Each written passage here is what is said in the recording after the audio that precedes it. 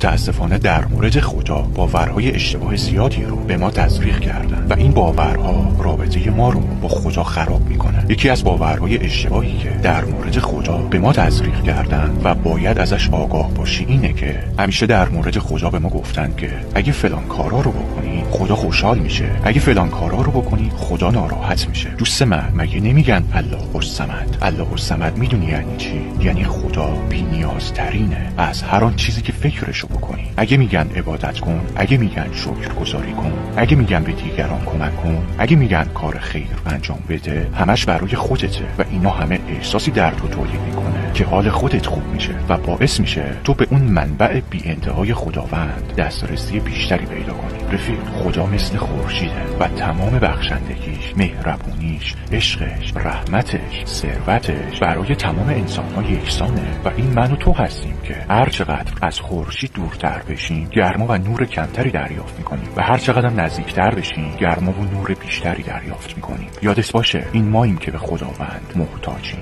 ولی خداوند چطور؟ خداوند به ما مشتاقه. خداوند از اشتیاق زیادش به تو همیشه پشت در قلبت وایساده و در میزنه، اما کلید در دست خودته. خیلی مخلصیم.